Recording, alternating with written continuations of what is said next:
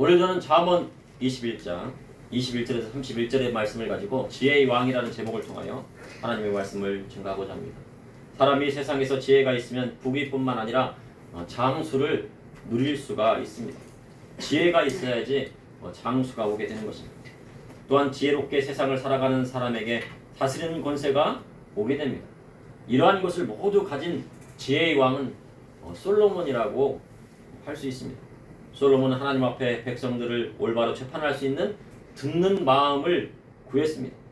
듣는 마음이란 백성들의 재판에서 선악을 구별하여 판결할 수 있는 지혜를 뜻합니다. 지혜의 왕이었던 솔로몬의 통치 기간에 이스라엘 영토는 나라가 건국된 후에 최고로 넓은 지역을 차지했습니다. 그래서 솔로몬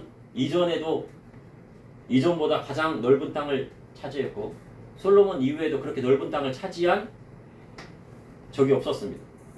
그래서 현재 이스라엘은요, 솔로몬 당시에 차지했던 영토를 다 회복하려고 합니다. 아마 언젠가는 이스라엘이 솔로몬 당시에 있었던 영토를 다 회복할 때가 오게 될 것입니다. 이처럼 지혜를 얻은 사람은 다스리는 권세가 오게 됩니다. 그것은 하나님께서 주신 것입니다. 그러나 솔로몬은 부귀와 권세와 장수를 다 누렸지만 말년에 많은 왕비와 후궁을 드림으로 말미암아 그것이 솔로몬에게 족쇄가 되었습니다. 솔로몬의 아내만 1000명이었다고 합니다. 지혜의 왕이었던 솔로몬은 많은 아내를 두었는데 그것이 그에게 걸림돌이 되었습니다. 솔로몬은 그의 잠언에서 다투는 아내는 이어떨어지는 물방울과 같다고도 하였습니다. 그리고 다투는 아내와 사느니 차라리 광야에 가서 혼자 사는 것이 낫고 집에서 움막을 하나 짓고 사는 것이 낫다고 잠언에서 끊임없이 말합니다. 마른 떡 한 조각만 있어도 화목한 것이 제육이 가득해도 다투는 것보다 낫다고 하였습니다. 아무리 왕궁 같은 큰 집에 살아도 가정이 화목하지 않고 아내와 다투면 괴롭다고 말씀하고 있는 것입니다. 솔로몬은 여러 나라와 화평하기 위해 이방 나라의 공주와 결혼하여 화친 정책을 썼습니다. 그런데 그가 아내를 많이 얻고 난 후에 깨달은 것은 무엇입니까? 남자는 여자가 많을수록 고통을 받게 된다는 것을 깨달았습니다. 그러니까 아내가 많으면 많을수록 숫자가 더하면 더할수록 어떻게 돼요? 그 고통은 이루 말할 수 없는 거예요. 구약성경 창세기 야곱은요, 내 아내를 맞이하여 괴로움이 심했다고 성경은 기록하고 있습니다. 나엘이 아기를 못 낳는 것이 누구 탓이라고 그랬어요? 야곱 탓이라고 막 구박을 합니다. 그러니 야곱이 뭐라 합니까? 내가 하나님이 되겠느냐 하는 것입니다. 하나님이 하시는데 어떻게 내가 하겠느냐. 4명의 아내가 경쟁하고 질투하며 야곱은 괴로웠습니다. 그리고 모든 아내와 자식을 부양하느라 애굽왕 바로 앞에 섰을 때 험악한 세월을 보냈다고 고백합니다. 그러니 야곱이 얼마만큼 희생적으로 살았는지 나오는 것입니다. 그러니 결혼은 하나님 뜻대로 일부 일처제를 하는 것이 행복하다는 것입니다. 그런데 솔로몬은 이방 여자들로 인해 지혜의 왕이었고 하나님을 경외하는 왕이었음에도 이방 여인으로 말미암아 우상 숭배에 빠지고 율곡을 숭상하는 잘못을 저지르고야 말았습니다. 요시야 왕, 선한 왕이었던 요시야 왕의 아들인 요아스가 그리고 요아김이 왜 다 악한 왕이 되었습니까? 요시야 왕은요 정말 선한 왕이었어요. 하나님 앞에 정말 착한 왕이었어요. 그런데 왜 그런 아들이 나왔을까요? 그것은요 요시야 왕의 아내들 때문입니다. 어머니가 잘못 가리켜요. 아무리 아버지가요 선한 왕이었다 할지라도 그 엄마가 악한 왕비라고 하면요 하나님 앞에 악한 왕이면요 그 자식들은 다 어떻게 되는 겁니까? 악한 길로 가게 돼 있습니다.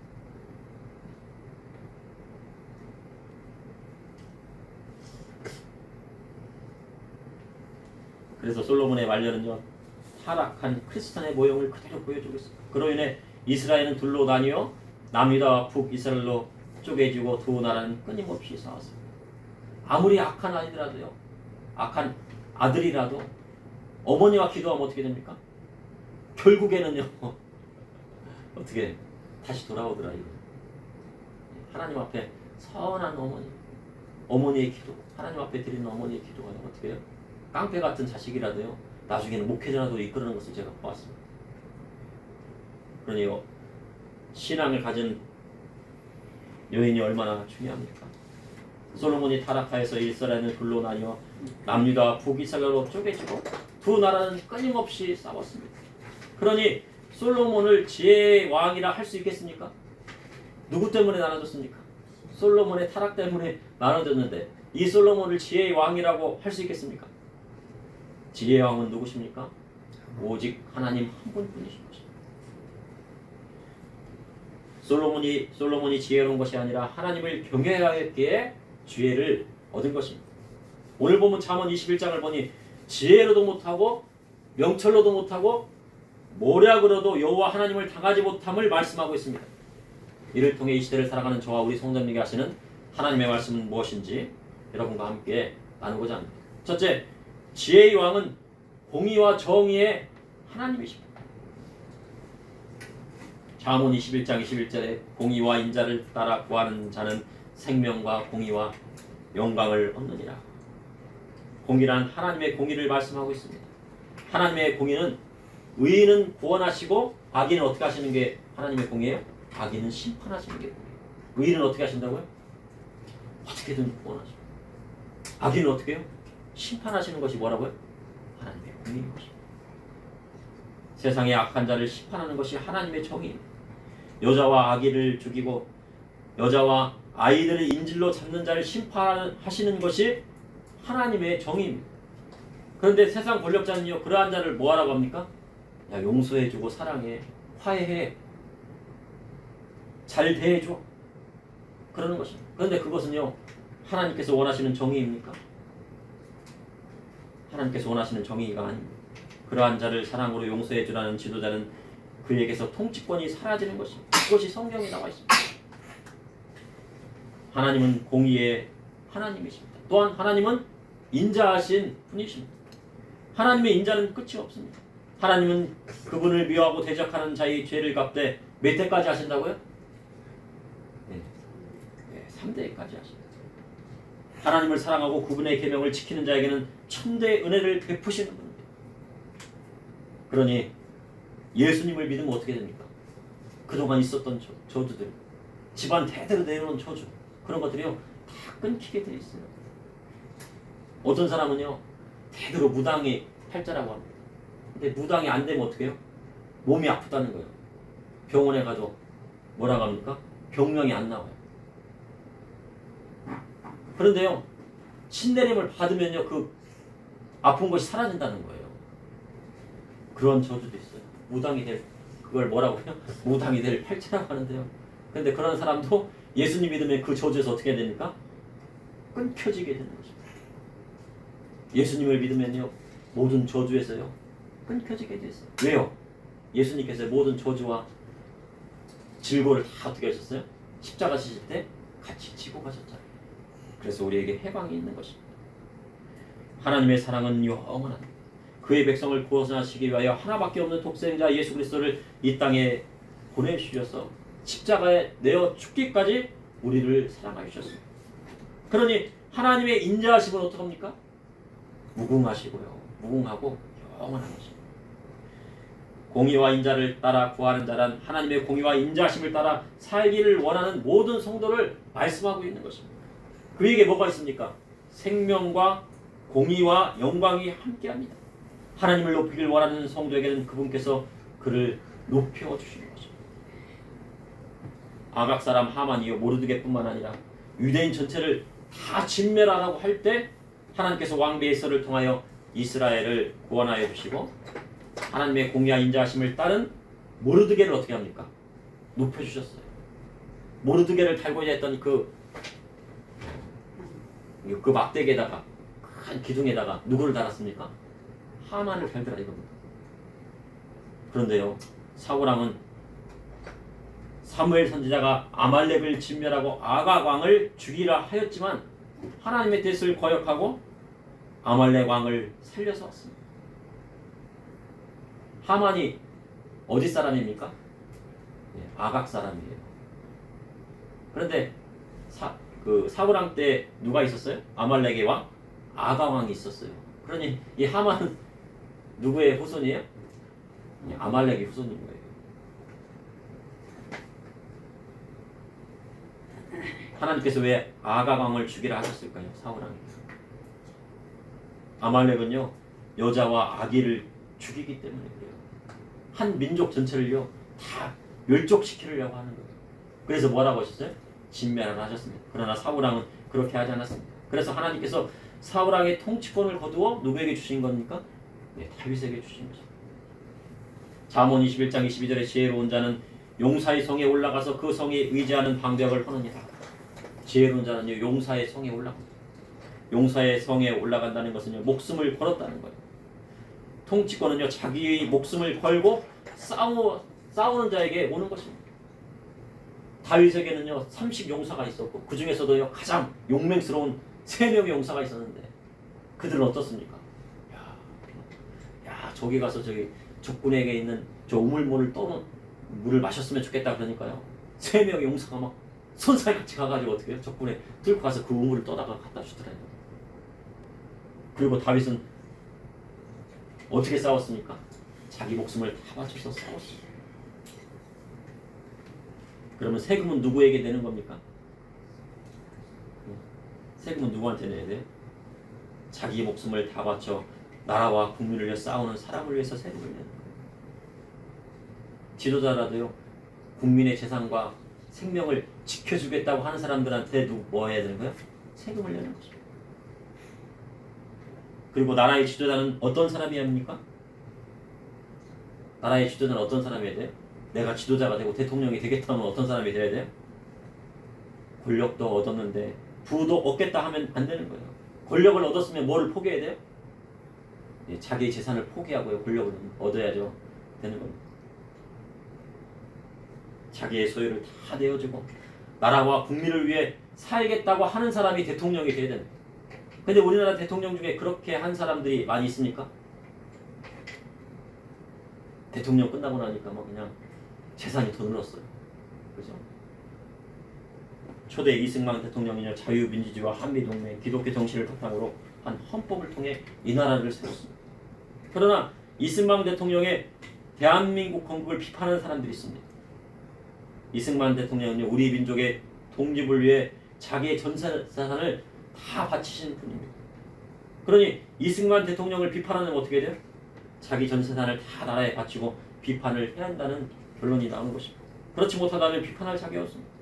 가정도 마찬가지입니다. 가정을 지키기 위해서 가장이 밖에 나가 열심히 일할 때 가정은 올바로 세워지는 것입니다. 악한 자가 왔을 때 가장이 가정을 지키려 할 때 그 가정 가운데 평안이 오는 것입니다. 가정을 지켜야 하는데요. 가장이 막 술을 마시고 막 도박하고 놀고 있으면 어떻게 됩니까? 가정이 지켜집니까? 안 지켜집니까? 지켜줄 수가 없는 것입니다. 그러니 남자는 결혼을 했으면요. 가정을 위해 목숨을 거는 사람이 되어야 하는 것입니다. 잠언 11장 23절에 입과 혀를 지키는 자는 자기의 영혼을 한단에서 보존합니다. 혀는 우리 신체에서 가장 강력한 근육 중에 하나입니다. 이 턱 근육이 가장 강력하고요. 그 다음에 혀 근육이라고 해요. 그래서 보통 혀의 길이는요 10cm에 불과하지만 혀는 근육으로 되어 있어 유연하다고 합니다. 그래서 우리가 혀를 아무리 내밀어도 제법 몇 cm 정도 된다고요? 아주 길어야 10cm 정도 돼요. 근데 혀처럼 부드러운 근육도 없다고 합니다. 그런데 혀는요 뿌리까지 합하면요 30cm가 넘는 30cm나 되는 근육이랍니다. 그래서 이거 혀를 다 빼면 얼마나 된다고요? 한 30cm가 된대요. 그러니까 한 20cm가 감춰져 있는 거예요. 그래서 얼마나 이 혀가 셉니까? 그러나 사람들은 혀를 작은 지체로만 생각합니다. 근육이 30cm면 아주 긴 거잖아요. 그렇죠? 뭐 다리 근육도 한 30cm일 것 같은데. 하지만 혀는요 작은 지체로만 생각하는데 혀는 작은 불꽃과 같습니다. 혀를 잘못 놀리면 어떻게 됩니까? 온 집안을 다 태우고요. 남을 만큼 강력합니다. 깨어지는 가정을 보면 보통 혀에서부터 시작됩니다. 잘못된 말이나 상처 주는 말이 와전되어서 서로 상처 주고 그날 싸워 생긴 분은 하루가 지나면 풀어야 됩니까? 안 풀어야 됩니까? 분을 내어도요 다음 날이면 어떻게 된다고 했어요? 해가 지기 전에 그것을 풀으라고 하셨어요. 그런데요, 다음 날도 그 분이 있고 일주일이 지나도 그 분이 있고 한 달이 지나도 계속 가야 되면 결국 터져버리게 마는 거죠. 그러니 믿음의 성도는요, 입을 항상 조심해요. 입을 조심하는 사람은 말에게 재갈 물림과 같고 온몸에 굴레 씌우는 것 같다고 말씀하고 있습니다. 입을 조절할 수 있는 사람은요, 자신을 완전히 제어할 수 있는 사람입니다. 성도로요, 그 입이, 이 혀가 잘 조절되지 않으면요, 어떻게 됩니까? 먼저요, 그 상대방의 말하기 전에 하나님께 여쭤보세요. 이 말을 해야겠습니까? 말아야겠습니까? 이 말을 해야 되겠습니까? 말아야겠습니까? 이 말이 그 영혼을 살리는 말입니까? 그 영혼을 죽이는 말입니까? 한번 말하기 전에 하나님께 여쭤보세요. 그런데 하나님께서 응답을 해주시더라고요. 그래서 그 사람에게 상처를 주는 말은 하지 말아라 라는 감동이 와요. 또 때로는 그 사람을, 그 영혼을 살리는 말이니까 해도 되겠다 라는 감동이 와요. 그럴 때 입을 하게 되면요, 그러한 말을 할 때에는 존귀한 자가 되는 것입니다. 입과 혀는 얼마나 강력한지 한 사람의 영혼을 살릴 수도 있는 힘을 가지고 있습니다. 그리고 천하보다 귀한 영혼을요, 실족시킬 수도 있는 것입니다. 그러니까 입과 혀가 얼마나 큰 것입니까? 그러니 믿음의 성도의 입은요, 영혼을 살리는 말을 해야 합니다. 그럼 영혼을 살리는 말이란 무엇입니까? 그것은 그리스도의 복음의 말씀에 다 들어있는 것입니다. 그리스도의 복음의 말씀에 들어있는 그 말씀을 하면 되는 것입니다. 둘째, 지혜의 왕이신 하나님 말씀대로 베푸는 자가 부요해집니다. 잠언 21장 24절에 무례하고 교만한 자는 이름하여 막는 자라 하나니 이는 넘치는 교만으로 행함이니라. 잠언에요, 무례한 자, 그 다음 교만한 자, 거만한 자는요, 다 같은 사람입니다. 이를 한꺼번에 뭐라고 합니까? 여기 성경 보니까요, 망령된 자라고 하는 거예요. 이를 통틀어 망령된 자입니다. 망령된 자는 하나님의 말씀에서 완전히 벗어나 그가 하나님이 된 것입니다. 자기 생각대로 나아가는 사람을 뜻합니다. 사사기 마지막 장 마지막 절에 뭐라고 합니까? 사람들이 뭐예요? 자기의 소견대로요, 자기의 소견에 옳은 대로 행하였다고 기록하는 거예요. 자기 생각에 옳은 판단대로 행하는 것이 무엇이 잘못했다고 생각할 수 있습니다. 내가 생각했을 때 이것이 옳다. 그러면 행동하면 되잖아요. 근데 그것이 뭐예요? 하나님 앞에 잘못된 것이라는 겁니다. 믿음의 성도는 자기의 속견대로 가는 것이 아니고 예수님의 뜻대로 살아가는 사람입니다. 세상에는 아무리 하나님 앞에 악한 일이라도 자기 생각이 옳다고 생각하면 그대로 습관처럼 행하는 경우가 있습니다. 이것이 바로 넘치는 교만입니다. 잠언의 교만은 패망의 선봉이요, 거만한 자는 넘어짐의 앞잡이라고 말씀하고 있습니다. 잠언 21장 25절에 게으른 자의 욕망이 자기를 죽이나니 이는 자기의 손으로 일하기를 싫어함이니라. 게으른 자의 욕망은 자기를 죽인다고 성경은 기록하고 있습니다. 게으르다는 것은요, 잠을 많이 자거나 일을 미루는 사람을 나타낼 때도 있습니다. 그런데 성경에는 그것만 나타내는 것이 아닙니다. 게으른 자의 욕망에서 욕망이라뇨, 끊이지 않는 욕심을 나타냅니다. 자기 욕심대로 나아가는 사람입니다. 학생이 공부를 안 하고요, 다른 일에 열심히 해요. 그러면 그것이 뭡니까? 게으른 욕망이 되는 거예요. 가장이 술과 도박에 취하는데 열심히면 그것 또한 무슨 욕망입니까? 게으른 욕망이에요. 아내가 가정을 돌보지 않고 다른 일에 집중하면요, 게으른 자의 욕망이 되는 것입니다. 최근 뉴스에 연예인이요, 마약 검사를 받게 되었답니다. 그래갖고요, 마약을 받으러 오라고 그랬더니요, 이 연예인이 어떻게 했습니까? 머리카락만 빼고요, 모든 털이란 털은 다 제모했다는 거예요. 다리에 있는 털까지도 다 뽑았어요. 예, 요즘 보니까 무슨 왁싱이라는 게 있더라고요. 근데 그 왁싱이라고 하는 것이 무슨 왁스를 칠하나 그랬는데, 이 왁싱이 털을 제모하는 겁니다. 다리에 있는 털까지. 그러니 그 연예인이 죄가 있는 겁니까? 없는 겁니까? 여러분 판단해요. 죄가 없다고 하면 그 털을 다 밀 필요가 없잖아요. 제모할 필요가 없잖아요. 죄가 있는 겁니까? 자기가 죄를 인정해서 그렇게 제모를 다 한 겁니까? 이처럼 게으른 자의 욕망은요, 자기를 죽인다고 성경은 고백하고 있어요. 자기 손으로 일하기 싫어하고 다른 곳에서만 집착하는 거예요. 내가 해야 할 본분은 지키지 않고요, 다른 것에 집착하는 사람이에요. 믿음의 성도는 뭐예요? 뭐에 집착하면 안 돼? 세상 것에 집착하면 안 돼요. 세상 것에 막 탐욕을 부리고 욕심을 부리면 안 됩니다. 잠언 21장 26절에 어떤 자는 종일토록 탐내기만 하나 의인은 아끼지 아니하고 베푸느니라. 성경의 탐욕은 우상 숭배라 하였습니다. 십계명의 제10에 내 이웃의 집을 탐하지 말라 하셨습니다. 내 이웃의 아내나 그의 남종이나 그의 여종이나 그의 소나 그의 낙이나 무릇 내 이웃의 소유를 탐내지 말라 하셨습니다. 솔로몬은요, 전도서에서 눈은 보아도 촉함이 없고 귀는 들어도 차지 아니하다고 고백했어요. 그래서요, 결론은 뭡니까? 사람에게는요, 만족함이 없다는 거예요. 아무리 채우고 채워져요. 사람에게 만족함이 있습니까? 큰 집에 내가 살게 되었어요.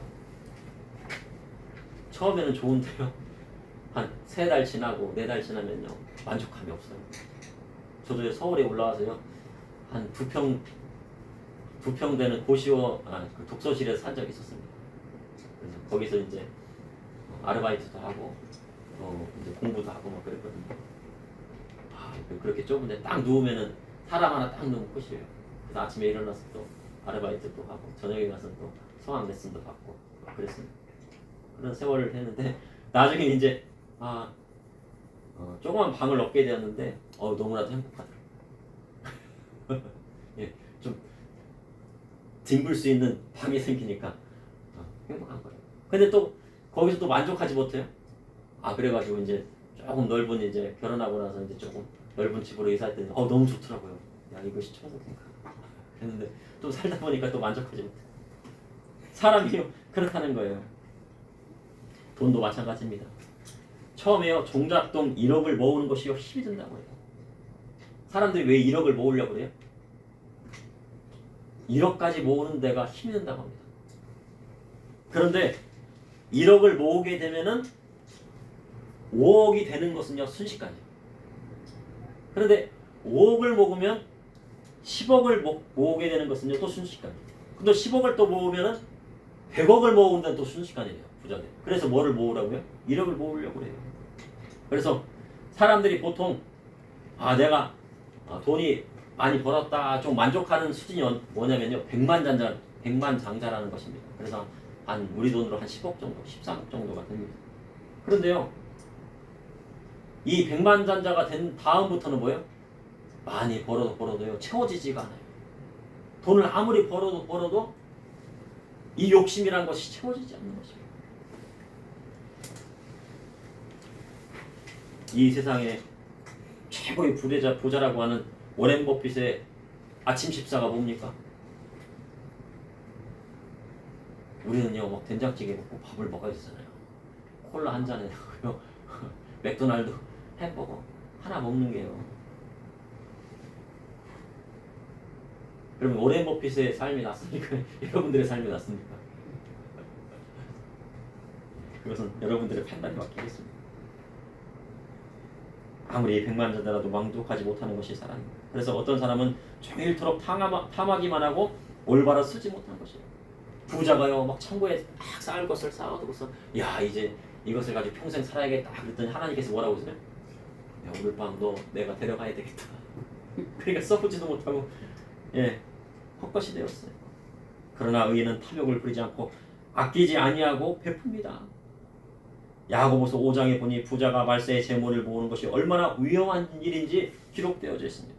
그러니 재물은 아낀다고 모아지는 것이 아닙니다.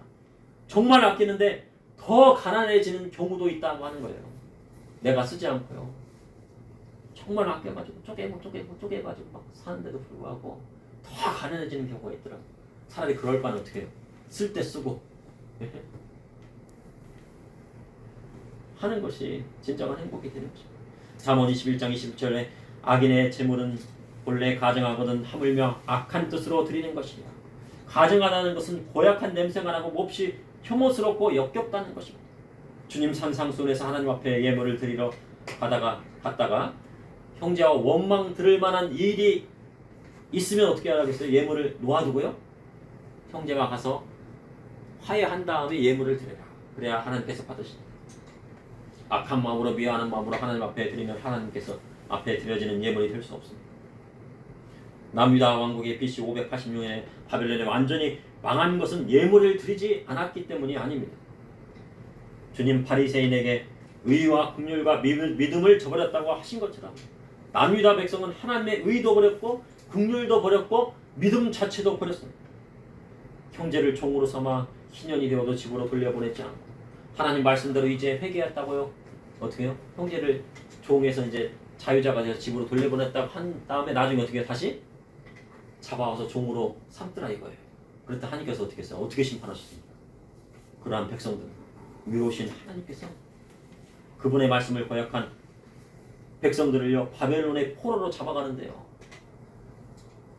어떻게 잡았어요? 나무뭉이가 아니라 쇠뭉이를 치게 하고 손발을 뭘 묶었어요? 쇠사슬로 묶었어요. 종으로 삼아가고 노예로 삼아가고 포로로 삼아가지고 바벨론으로 끌려가 하더라 이거. 그것이 바로 뭐예요?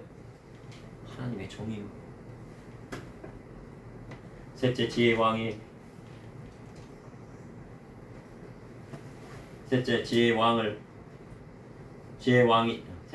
왕이신 하나님을 이길 자는 이 세상에 단 하나도 없습니다. 잠언 21장 28절에 거짓 증은 패망하느니와 확실히 들은 사람의 말은 힘이 있느니라. 거짓 증인은 패망한다고 말씀하고 있습니다. 그럼 거짓 증을 섰기 때문에 패망합니까? 하나님께서 거짓 증거를 미워하시기 때문에 패망합니까? 주께서 거짓 증거하는 자를 미워하시기 때문에 패망하는 것입니다. 이세벨이 나봇의 포도원을 취할 때 장로들에게 편지를 보내세요. 거짓 증인을 여러 세워가지고 뭡니까? 나봇을 돌로 쳐 죽인 거예요. 그런데요, 이세벨의 남편 아합은요, 나봇의 포도원에, 야, 내가 거기다가 채소도 심고 하면 얼마나 좋을까? 식음을 전폐하고 있었어요. 나봇이 주지 않으니까. 나봇이 죽었다는 얘기를 듣고 어떻게 해요? 자리에서 벌떡 일어나가지고요. 언제 그런 애를 드시요? 가갖고 다 가가지고 나봇의 땅을 차지하고 거기다가 뭘 했어요? 겨울왕국 앞에 있는 채소밭을 삼더라 이거예요. 그래서 어떻게 했습니까? 하나님께서 아합이 하나님의 심판을 받고 길앗 나무에서 부상당했어요. 하루 왼종일 피를 흘리면서요. 과다출로 전사했습니다. 이처럼 악인들의 얼굴은 어떻게 합니까? 굳습니다.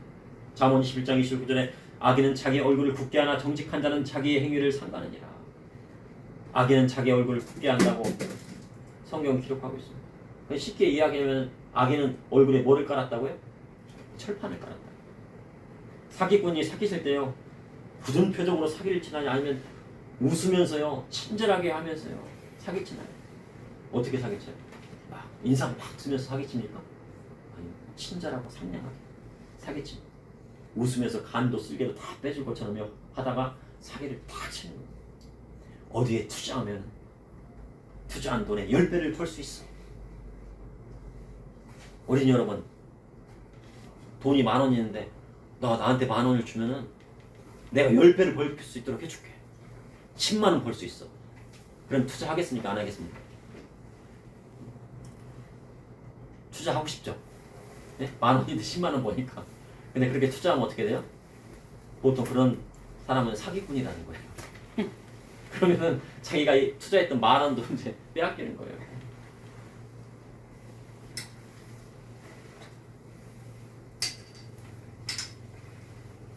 어디에 투자하면 투자한 돈의 10배를 벌 수 있다고 나는 속임수에 빠지면요, 원금도 못 찾는 경우가 하다하다고. 이런 사기꾼 때문입니까? 아니면 자기 욕심에 이끌린 것입니까? 예, 둘 다예요. 그러니 믿음의 성도는요, 과다한 욕심을 내려놓아야 됩니다. 그래서 잘못되지 않은, 요즘요 금융 시대입니다. 저도 요즘 그 금융에 대한 그런 정보들을 이렇게 이렇게 강의하는 게 있더라고요. 그걸 봤거든요. 야, 근데 그걸 보니까요, 야, 금융이라는 것을 이제 알게 됐습니다. 그래서 경제학을 좀 배워야 되는데, 금융도 영업이더라는 거예요. 이 상품이 손해가 나요. 이 상품이 다른 사람이 투자하면 어떻게 해요? 손해가 나는데도 불구하고 이 사람은 뭐를 끌어들여야 돼요? 투자자를 끌어 모아야 월급을 받는다고 합니다. 그러니까요, 이 손해가 나는 상품인 것을 뻔히 알면서 누구한테 소개하는 거예요? 가족들한테 소개하는 거예요. 아는 지인들한테. 그 나중에 뭐요? 1억을 막 내 전재산 1억을 다 투자했는데요. 원금 다 손실해갖고요. 100만 원밖에 안 남은 거예요. 보험도 마찬가지. 그러니 과도한 투자나 이익을 바랬다가 큰 낭패를 보는 경우가 있습니다. 그런데 그것은 다 무엇 때문에 되는 겁니까? 자기 욕심에 끌려서 되는 거죠. 그런데 정직한 자는 자기의 행위를 삼간다고 성경은 기록하고 있습니다. 하나님 앞에 정직하고 사람 앞에 정직한 사람은 악인의 게임에 절대 빠지지 않는 것입니다. 잠언 21장 30절에 지혜로도 못하고 명철로도 못하고 모략으로도 여호와를 당하지 못하느니라. 온 우주 만물을 창조하신 창조주 하나님을 이길 자는 단 한 사람도 없습니다. 사람은 하나님이 지으셨습니다. 땅도 바다도 우주도 해와 달도 다 하나님께서 설계하고 이루신 것입니다. 그러니 지혜로도 하나님을 이길 수 없고 명철로도 전능하신 하나님을 이길 수 없고 모략으로도 우리 예수님을 이길 자가 없는 것입니다. 그러니 오직 하나님만을 의지하면 세상을 살아갈 때 두려울 것이 없는 것입니다. 그것이 바로 믿는 자의 자세인 것입니다. 잠언 21장 31절에 싸울 날을 위하여 마병을 예비하거니와 이기는 여호와께 있느니라. 사람들은 이 시대를 말세라 합니다. 하나님을 믿지 않는 사람들도 이 시대를 뭐라고 합니까? 말세라고 하더라고요. 왜 그럽니까? 이 세상에 사람들이 보기에는 너무 비정상적인 일들이 너무 많이 일어난다는 거예요. 지난번에 보니까 무슨 스포츠 스타가 여자하고 또 결혼을 했대요. 그래서 여자가 또 여자하고 어떻게 결혼하냐 그랬더니 이자가 또 이 사람이 또 남자래요. 또 알고 봤더니 여자래요. 그 나중에 알고 보면 뭡니까 그 사람이? 광복절 특사로 나온 사기꾼이다 이겁니다.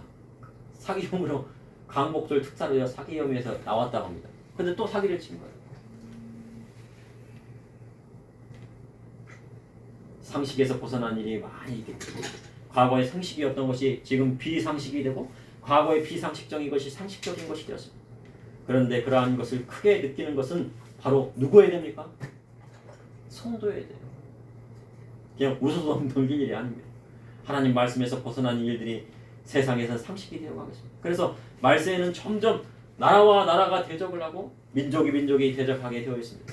원수가 어디에 있다고 합니까? 주님께서 원수가 우리가 아니고 원수가 집안에 있다고 하셨어요.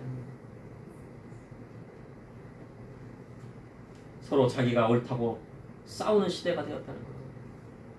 가족들끼리 막 싸우더라고요. 그러나 하나님을 경외하고 그리스도의 복음의 말씀을 따르는 성도의 가정은요 흔들림이 없어요. 싸우는 일이 없어요. 화평 가운데 거하게 되는 것입니다. 성경을 보면 앞으로 점점 평화의 시대가 된다고 기록되어 있습니까? 아니면 전쟁과 기근이 더 심해진다고 기록되어 있을까? 어떻게 기록되어 있습니까? 갈수록 전쟁은 더 많아지고요. 살기가 더 어려운 시대가 된다고 성경은 기록하고 있습니다. 이는 하나님의 백성과 그렇지 않은 사람을 구별하시기 위한 것입니다. 믿음의 성도는 어떤 어려움 속에서도 그의 신앙을 굳건하게 지키는 사람이 되야 합니다. 그리고 전쟁은 누구에게 속해 있습니까? 바로 여호와 하나님께 속해 있습니다. 이 세상에 여호와 하나님을 당할 권력자가 하나도 없는 것입니다. 그리고 마지막 때의 심판의 주로 오시는 분이 누구십니까? 우리 구주 예수 그리스도이십니다. 그러니 주님 다시 오실 때까지 믿음의 성도는 그리스도의 복음의 말씀대로 살아야 하는 것입니다. 그러므로 지혜의 왕은 공의와 정의의 하나님이십니다. 지혜의 왕이신 하나님의 말씀대로 베푸는 자가 부유하게 사는 것입니다. 지혜의 왕이신 하나님을 이길 자는 이 세상에 단 하나도 없습니다. 그러므로 마지막 날 심판의 주로 오시는 분이 바로 우리 구주 예수 그리스도이신 것입니다. 잠시 기도하시겠습니다. 사랑해 주님 오늘도 감사합니다. 하나님 지혜의 말씀으로 또한 이끌어 주시니 감사합니다. 잠언에 솔로몬을 통하여 하신 하나님의 말씀을 아버지 하나님 이 세상을 살아갈 때 저와 우리 믿음의 성도님들 이 세상을 살아갈 때 적용하고 그 말씀대로 나아갈 수 있도록 인도하여 주시고 말세의 침 아래 전쟁과 전쟁이 일어나고 나라와 나라가 대적하고 민족이 민족이 대적하는 이때에 오직 하나님만을 믿고 나아가며 오직 주님만을 따라가며 그리스도의 복음의 말씀대로 살아갈 수 있도록 인도하여 주시옵소서. 예수님 여러분의 교입니다. 아멘.